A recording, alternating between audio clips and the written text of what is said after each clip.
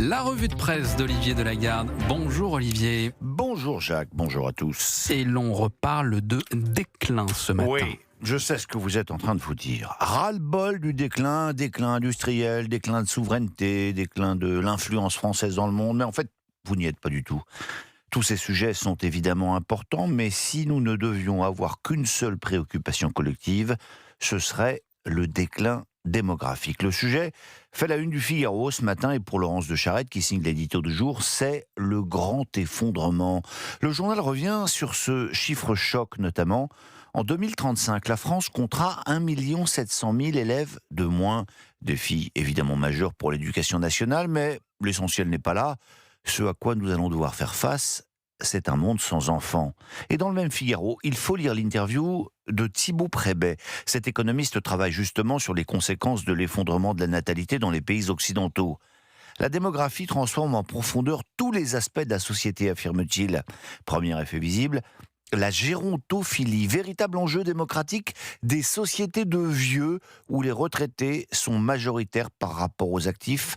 Dans ces conditions, comment réformer les retraites, s'interroge-t-il. Ce chercheur a notamment étudié le Japon et la Corée du Sud en avant, si l'on peut dire, dans le processus des vieillissements de population.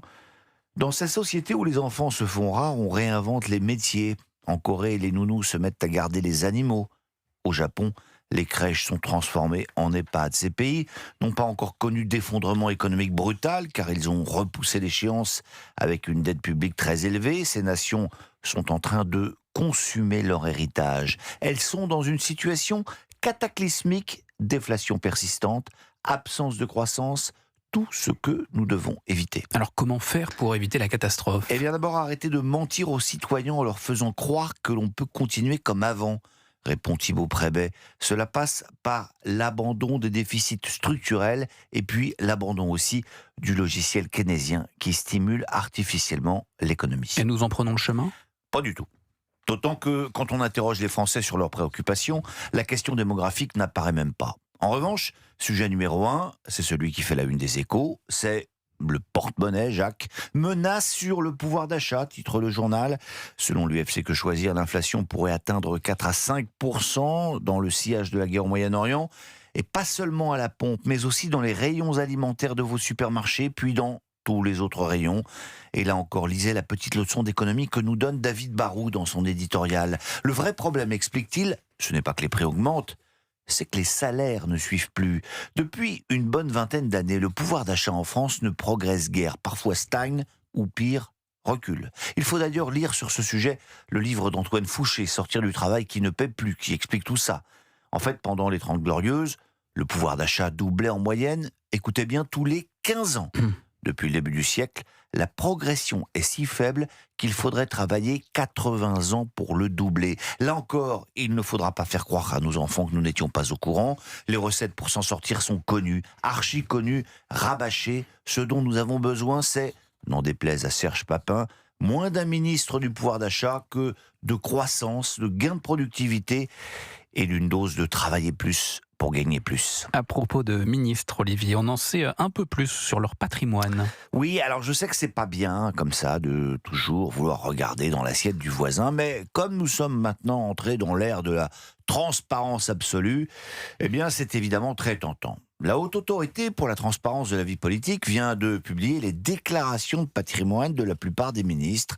Vous lirez cela dans Le Parisien aujourd'hui en France. Au sein du gouvernement, plusieurs ministres disposent d'un patrimoine immobilier s'élevant à plusieurs millions d'euros. C'est le cas de Roland Lescure et de la ministre de la Transition écologique, la discrète Monique Barbu. On apprend également que finalement, beaucoup de ministres gagnent moins bien leur vie au gouvernement que dans leurs précédentes activités.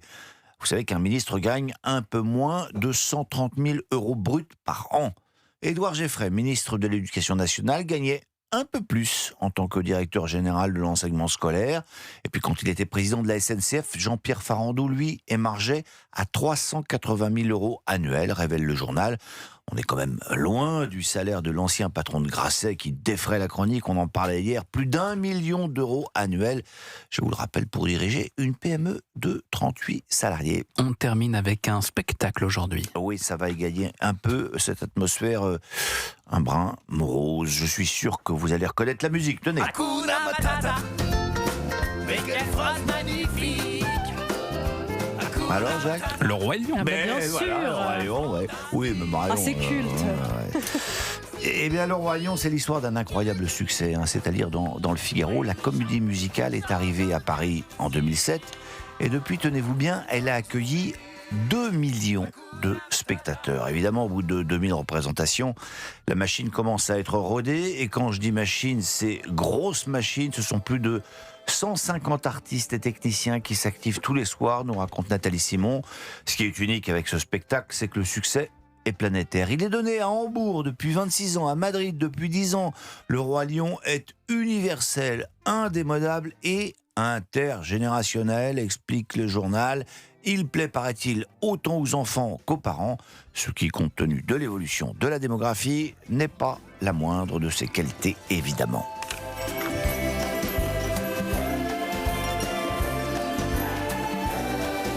La revue Voilà, de c'est presse joyeux pour finir. sur Europe 1, signé Olivier Delagarde.